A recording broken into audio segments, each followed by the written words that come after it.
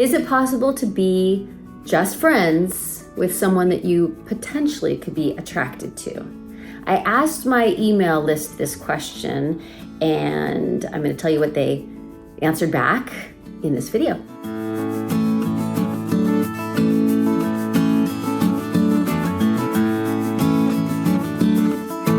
I'm Stacy Rocklein, and I'm on a mission to eradicate loneliness. So I'm always curious about relationships and what gets in the way and how we can get those things out of the way, basically. So this is that old question. There was a movie a long time ago called When Harry Met Sally, and there was an argument about whether men and women can truly be friends, but that's not really a very inclusive way to think about it. So let's broaden it out to, can you be friends with someone who is like someone you would traditionally be attracted to?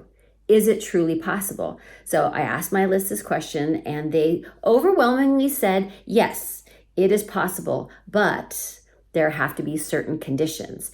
And I think it's fascinating what came back. I'm going to share these conditions with you because I have done this successfully and I have done this unsuccessfully in my life. I've had some great friendships with guys that were fantastic, always. And I've had some that have gone kind of wrong. And I can see in the list that they sent what happened. So let's say you are just out there, you're single, the other person's single, there's no complications of anyone having a romantic relationship. What are the conditions in that case? Well, because if you think about it, we have this fairy tale of, oh, I married my best friend and we lived happily ever after, which means people started as friends and then something developed over time. But that only works if they both developed feelings, right? And that is often not the case. So let's just say you're two single people, you're best friends. There are two conditions that you need to have in order for this to work out. The first one is honesty. You have to be honest with yourself and the other person about your motivations for being in the friendship. Is it just as a friendship, or is somebody secretly hiding some hope that there is going to be something else, or that they really like the person, but they're not really like sharing that? So you have to have honesty. The other thing is you have to have acceptance that this is a friendship.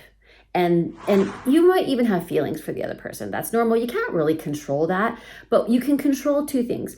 You can control your feeding of it, right? I mean, we take a feeling that we have and we kind of we think about that person and we imagine our life with them. And so we kind of feed it. That's one way that it increases, or we act on it. And that is, another way that it gets complicated. So having a feeling isn't a problem, but accepting that this is just going to be a friendship is really critical so that you don't have it turn into something else. So those are their two conditions that they outlined for when you can be friends. Now, just friends with no benefits and with nothing else. Now, let's talk about a more complicated situation where you have a romantic partner or the other person has a romantic partner. This can get really sticky. And so they had more conditions for this situation. The first one is transparency. This has to be a friendship that is out in the open, that has no secrets. The friends should be clear with each other about what exactly this is, and they have to be clear with their partners about it too. There can't be texts and phone calls and times you get together that you don't tell your partner about. It has to have total transparency. The next thing was priority. The romantic partnership has to come first. They said that it's absolutely critical that is the primary thing and that the friendship is the secondary thing. And this can get kind of difficult if you feel like your partner is being unreasonable about what they're asking. If that is a relationship, though, that you want to foster and nurture and maintain, you may have to concede some things to prioritize that first. The next one is appropriate behavior. Now, there is variance on this, right? Some people are more flirty than other people. Some partners care more or less about that. A good question to ask yourself is the way that we're behaving something that would be perfectly okay if my partner was right here with us right now?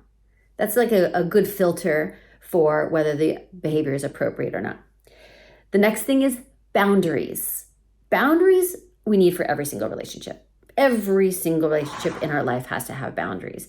Boundaries in a friendship protect all of the relationships.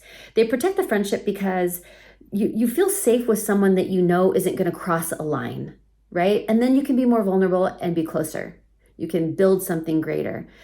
They are good for the romantic relationship because it creates safety there too, where you're not going to end up on a slippery slope that could lead to infidelity, which is like a real problem that will just destroy all kinds of things. So you have to figure out what are the boundaries. Like maybe the boundaries are we get together for brunch or lunch, but we never do drinks and dinner or things like that. Like it's all going to be different for you. Perhaps it's topics.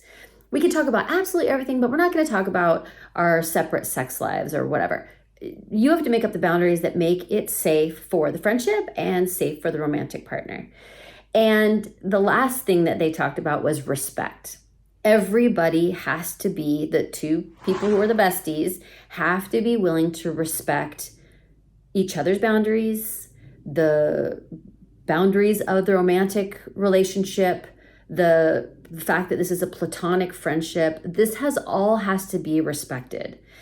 If all of these things are met, then my email list has reported that yes, you can be friends. And actually, when I think about, the successes I have had and the ones that didn't go so well, the friendships that were really successful, first of all, there wasn't sexual attraction. And if there was, nobody knew about it because either the person was not feeding it or they were not discussing it. They weren't acting on it. It just became a nothing, even if it had been there at one point. They were friendships where everything was out in the open. Like there was nothing to hide. There were no secrets. It was just completely transparent with my partner, my romantic partner. Those were a success. The ones that weren't a success were ones where there were phone calls that were maybe not disclosed, that people were talking about their feelings and they shouldn't have been. There was sexual attraction that was clearly, out in the open and the other person wanted something more. So those ones just didn't work out. And I think that my email list created a really good set of guidelines for how we can safely develop friendships with, for you, it might be the opposite sex, it might be the same sex, whatever it is, but someone that would fall normally into your category of potentially you could be attracted to them. These are the guidelines for how to do it. But I am so curious. So please, if you have some things to add to the list, put them in the comments. I would love to expand on this if we need to expand on the conversation if we need to, because all relationships are important, friendship, romantic, and we want to be able to do all the things that we can to set the conditions for them all to be successful and connected and safe for everybody. So I'd love to hear from you, and I'll talk to you next time.